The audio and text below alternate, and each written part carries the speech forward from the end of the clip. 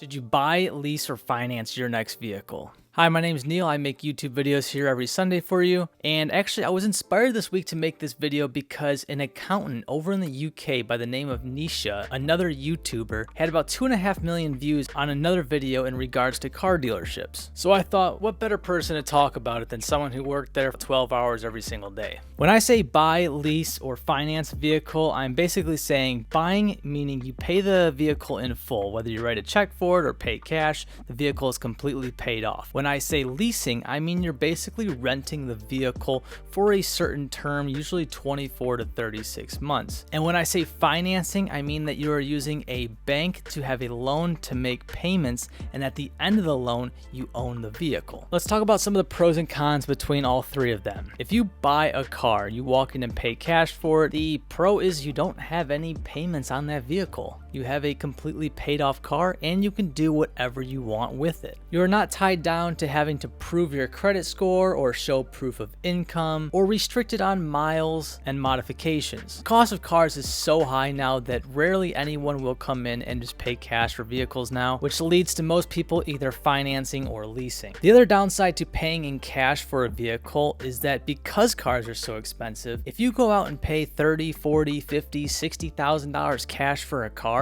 it's going to tie up all that capital that you could have used towards other investments. So financing, what are the pros and cons of financing a car? Well, with financing, you only have to put down a little bit of money, sometimes no money at all.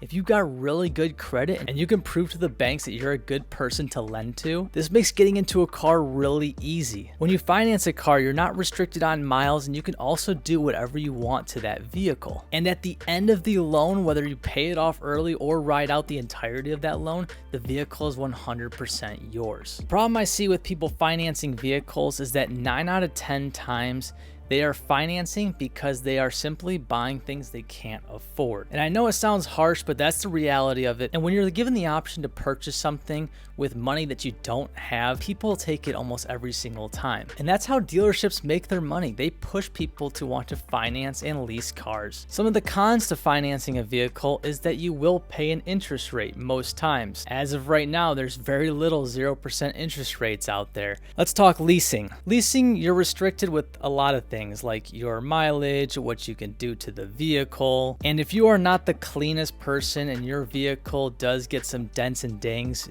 do expect to pay a pretty high fee when you come back in to turn in that vehicle or start another lease. Same thing if you go over your miles. But leasing can be a really good thing also. If you are the type of person that has to upgrade a vehicle every 3 years, then leasing can be an awesome option if you know the amount of miles that you're gonna drive, you take good care of the vehicle, because it means that you're never ever going to have any negative equity and you can keep upgrading your cars time and time again. This protects you from a lot of market conditions like we just had with COVID and all the manufacturers having supply shortage of chips. It caused the used car market and new car market to fluctuate so much that people's values of vehicles were totally upside down. So when they want to trade them back in, they're flipped $5,000, $10,000, $15,000 and they just can't get financing and no bank will pick them up. Leasing can avoid this. I like to think of leasing as like your luxury option. If you had set aside a certain amount of money per month and you have that directed just towards your driving expenses and you're okay with making payments for not owning anything, that's okay. Leasing also protects you with giving you automatic gap insurance as well as sometimes some maintenance things, meaning you're just renting the car. So if something happens to the vehicle, it's not entirely your fault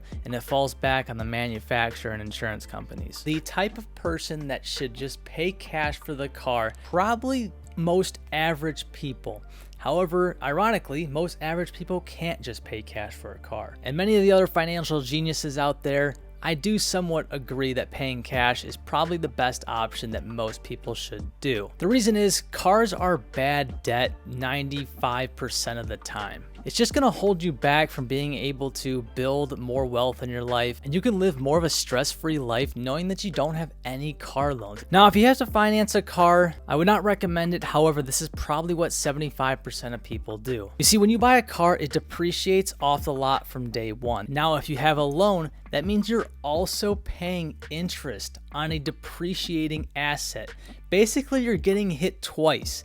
The depreciation is the hidden factor, and then the interest rate that you're being paid is the actual figure that's shown in your contract that shows you how much your total end balance is going to be at the end of the term. There's a finance charge called a per diem, and it's basically your daily interest that gets accrued on a loan. And I understand cars are expensive, so if you don't have cash to buy one and financing is your option, you should be the type of person that plans to buy the vehicle and keep it for a pretty long time with the ability to try and pay it off early. So the third option is leasing, and leasing it's on the edge. I think it's a good option for some people. I do not think it works at all for other people. If you're the type of person that is going to treat your lease as a guaranteed expense in your life, and you have no problem with renting. If you are in certain financial positions where you're very high up, a lot of very wealthy people rent stuff rather than own stuff. Because you're essentially renting the vehicle,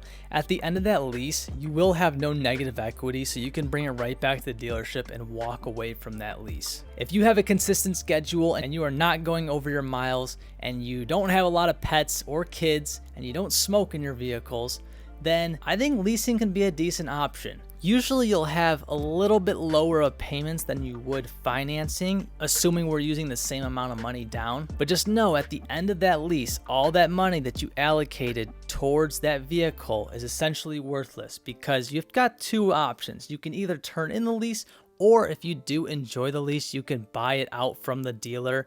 And there's a thing called a residual value, which basically predetermines the value of the vehicle at the end of the lease. But you have to be careful with leases, because there's a lot of stuff in your contract that can make you spend a lot of money. Now, really quick, I want to touch on down payments, because a lot of people get confused on this, which to me, it seems really simple, but I do this every single day.